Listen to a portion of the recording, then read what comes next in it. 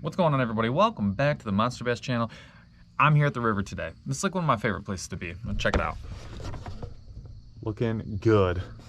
Now it's lonely here at the ramp, and that's a good sign. So I'm very excited about the kind of day that I'm gonna have today. We got low wind, and I can already tell there's not a lot of current. So I think it's gonna be a fun one. And as I was packing up today, I realized that there's a couple of things about fishing in the river or like small creeks that can make it kind of challenging. One, I like to go light or ultra light almost all the time. I don't like to have a bunch of setups. I don't like to have a bunch of baits with me. And it can be really hard to sort of like trim down from what you're normally used to when you're on the lake, and you just don't want to be stuck without having the bait that you think you need for that one moment. The first thing I want to talk to you about is 3 baits that I do not think that you're carrying. Even when you're trimmed down, you should be carrying these baits. I can almost promise you that you don't have them, or you're not thinking about them for the creek or the river. So that's gonna be the main point of the video. But the other thing I wanna talk to you guys about is how to trim down. So I'm gonna give you guys just two combos that you can take that should be able to cover almost everything that you need for the river in almost every scenario. Let's start with the baits. So with these baits, the first thing that I think you're probably not holding on to that you really should be is gonna be a whopper plopper. A whopper plopper is so fantastic in both strong current situations, but also in slack water situations. And I feel like a lot of people don't think of the river or a creek as like a topwater scenario, and they just tend to disregard topwater baits whenever they hit the river. Why is the whopper plopper so good? The nice thing about the whopper plopper is, especially when you have some current, this is really when I'm grabbing this bait. If you guys haven't seen a whopper plopper before, it's made by River to Sea. It's got this prop here in the back and then 2 treble hooks. You basically just tie on, I usually go straight braid, right onto the front, and then as you retrieve it, it's gonna be shooting water up like almost like a rooster tail right behind it. They make a lot of different sizes. I do recommend that you downsize a little bit. So I think they have like a 1 or a 120. That's probably the biggest that I would go. I think the 90 millimeter is the one that I would recommend for you guys when you're kind of downsizing, especially if you're in smallmouth areas. I tend to go like a medium to small size bait when I'm in smallmouth territory. So that 90 size is really the one where I recommend you guys start. This happens to be my favorite color. This is Loon. This is one of the best just colorways that you can get for a bait like this. Really any topwater bait. Black is great, but I love that Loon color. Now there are a million sizes, and you just pick the size that you're comfortable with.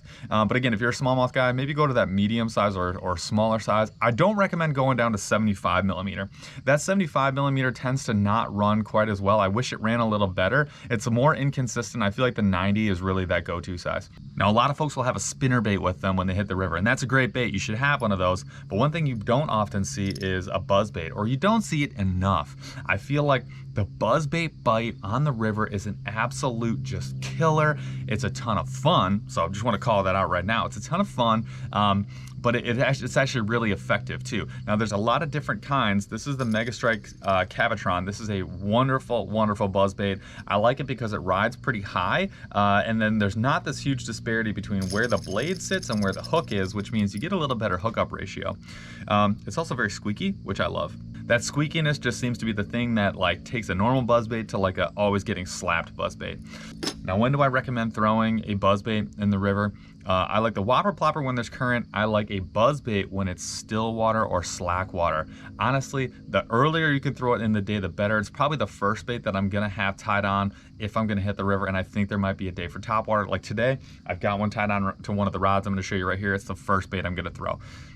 Think about trailers. I like to go downsize in the river, so I'm usually picking something that's pretty small. I have here, this actually came in a MONSTERBASS box a little while ago. This is the Kamikaze Swim On Split Tail. This one is pretty small. It's 4.25 inches. Let me show it to you. It's got like a long tail. Check that out. So there's that split tail where it splits off right there, but that's a nice small bait. It's just enough to give it a little extra if you need it. You can run these with nothing on them, no problem, but if you want to put something on, something small like this, you can trim down the tails a little bit just to give it a little more body and a bigger target for the hook. That can help you out, but that's a great option. Now again, if you're in like smallmouth territory and you're really targeting some of those smallmouth, then you may you don't want to like single out all the fish by having like a big buzz bait. You can go with like a micro buzz. Here's a much smaller version. They go all the way down. This one's like 1/8. That's perfect for the river. This may be the first thing that I throw today. You can see I got a curly tail grub on there that's cut down. I mean, you can see I got a speed worm that's just cut down right there, like a ribbon tail worm. Again, there's no wrong answer. That same kamikaze will go on the little one. It's just buzz bait fishing doesn't get enough play on the river. I highly recommend you try it. Now, number 2 is a plastic, so no more top water, but that is gonna be a fluke. A lot of people just, I don't see them throwing the weightless fluke in those slack water situations. What you find in the river a lot of times is you're gonna see like a pocket, maybe a 10 or 20 yard, like foot area, maybe, and it's gonna be slack water or slowly swirling water, and a fluke is a weightless or a lightly weighted fluke is a perfect bait for that scenario. It can work like a jerk bait, but it's not very intimidating. And in that slack water situation, it may be exactly what that fish is looking for. You can let it sink all the way to the bottom. You can drift it. You can twitch it. There's just so many ways to fish it. You can put it on a free rig. Again, weightless is like the way I like to do it with an EWG hook. But there's unlimited ways to use it. And you can use them as trailers. So like they do a lot of things really well. It's really flexible bait, but in those slack water situations where you really want the bait to be positioned in one spot for a long period of time and really hang out in the strike zone for a while, slack water, those little light moving pools, that is one of the best baits. And I don't see people grabbing those enough. The other nice thing about those is they don't get snagged up very often at all, especially if you're using that EWG and you go weightless. You're not really gonna get snagged up. So it's kind of snag proof. If you throw it in the middle of a bunch of sticks, you got a good chance of working it through and getting your bait back, which is super nice, especially if you're a kayak angler. So those are the 3 baits. You got the whopper plopper. Again, go to that smaller medium size if you're targeting smallmouth. You got the buzz bait, wonderful for those more slack water, but still a top water smasher in the river. And then you got your fluke. Kind of do it all, snag proof, could be a trailer, really nice bait. I think a lot of people just tend not to grab those as often for the river, and I really think you should try them out. Let's move on to the combos. So I told you, I like to go slim and trim, which means I'm just not gonna bring very much with me. I wanna have like maybe 1 box of plastics and then like maybe just 1 box of like hard lures and then terminal. That's really all I'm bringing with me. So I'm trying to go minimalistic, and I only bring 2 combos with me. Sometimes I bring a third.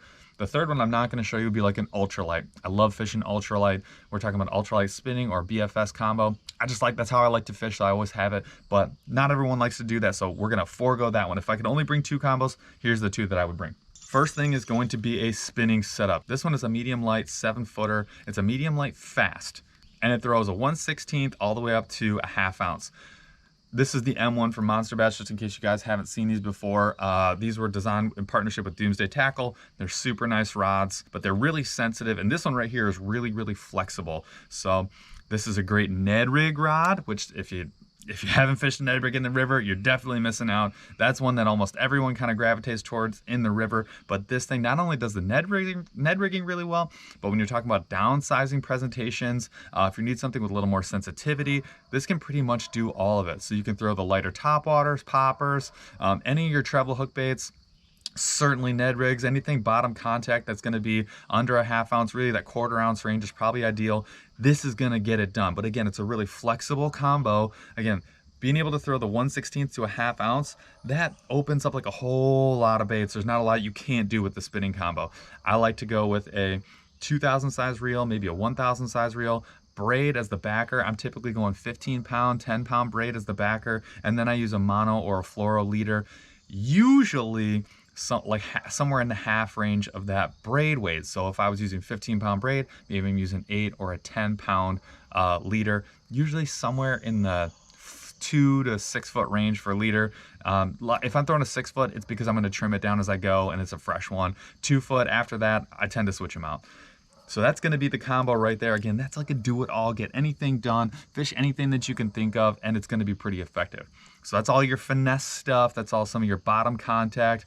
But sometimes you want to throw a jig, or maybe you want to throw that buzz bait. You're going to want to have a bait casting combo, especially if you're targeting a lot of largemouth and you're really not targeting those smallmouth. Sometimes you got to yoink them out, and the way that you're going to do that is with this combo right here. So this is the M4. Sorry, it's going to be upside down for you. That's the M4. This is the bladed jig crankbait combo.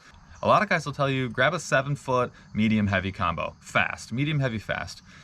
I disagree with that. I used to agree with that quite a bit, but now I've kind of changed my tune. So this is a 7.4 medium heavy mod fast. Now the mod or moderate is really, really important. That's what makes this a great bladed jig or crankbait combo. Because it's got a little bit of a softer tip. So where it's really gonna do a lot of its bending, a fast will have its bend right here. The bend in this rod's somewhere in here, in like the third or second third of the rod. Now, what does that mean? That means you can use treble hook baits. So crankbaits. I run a lot of square bills in the river. This can get the square bills done. This also has enough power though, as a medium heavy, to work with a buzzbait. And this one has a higher end weight range, so 3/8 to 1 ounce. So if you want to throw some jigs, you can certainly get it done. The 7.4, that extra 4 inches on the weight or on the length of the rod, actually helps with that hook set. So if you're sitting down and maybe you're throwing at the higher end, or you've got a bigger swim jig or a bigger dragon jig, like a football head, and you feel like, man, I'd really rather just have a medium heavy, the extra 4 inches can serve you really well and will still get it done. You'll still have that hook set power. I wouldn't use this so much as a frogging rod, but you certainly could, but it's gonna struggle a little more than like a broomstick. But this covers a huge array of baits, all the way from crankbaits all the way up to jigs. So I have this paired up with a 7.5 speed. I like to go with something that is a little bit actually faster than a 7 or 7.1. Reason being, when you're trying to catch up with a buzzbait or some of those other things, it's harder to speed up, but it's a lot easier to slow down for your cranking sticks. So again, this does a lot of things really well, and it really hits like everything that this combo doesn't. Those two combos should get you set up to throw anything that you're gonna need to throw in the river. Again, you're sacrificing some things, right? Frog and stick, ultralight, and a few other things. But again, these two combos cover like 80% of what you're gonna throw. So if you're trying to get minimalistic, you're trying to not take up a lot of room in the boat, you're trying to simplify your setups, this is a great way to do it. Hopefully those tips helped you out. If you're a big river fisherman and you're not throwing like a buzzbait or a whopper plopper, you really need to take that into consideration and start doing that. And hopefully these two combos can get it all done for you. Hope you enjoyed the video. Hope you have a great day, and surprise, it's Jeff! Because we're actually gonna go fishing right now. So We're gonna go. We're leaving, we're having fun. Have an awesome one. I hope you guys enjoyed this video, and we'll see you in the next one.